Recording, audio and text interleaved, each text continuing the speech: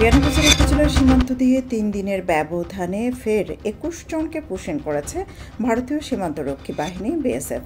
বৃহস্পতিবার সকালে উপজেলার মুড়িয়া ইউনিয়নের নওয়াগ্রাম সীমান্ত থেকে তাদের আটক করে বর্ডার গার্ড বাংলাদেশ বিজিবি। এ নিয়ে বিয়ানীবাজার উপজেলার সীমান্ত এলাকা দিয়ে ৫৩ জনকে পুশিন করল ভারত।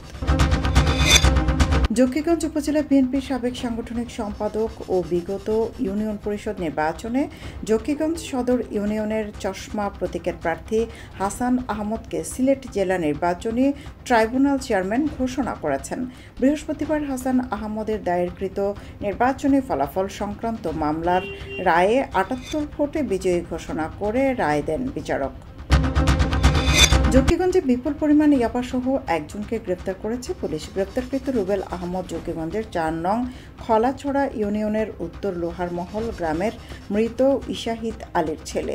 উদ্ধারকৃত ৪,২০০ পিস ইয়াবার আনুমানিক মূল্য ১৪,৭০,০০০ টাকা বলে জানায় পুলিশ।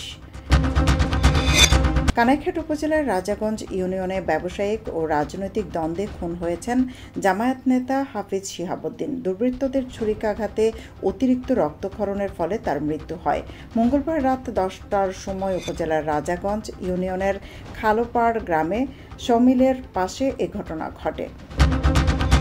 আবাসিক ছাত্র হলের কক্ষে ঢুকে হামলার চেষ্টার অভিযোগে শাহজালাল বিজ্ঞান ও প্রযুক্তি বিশ্ববিদ্যালয়ে সাবিপ্রবি শেখ ফাকাব্বির সিন নামে এক ছাত্রদল কর্মীকে বিশ্ববিদ্যালয় থেকে সাময়িক বহিষ্কার করা হয়েছে।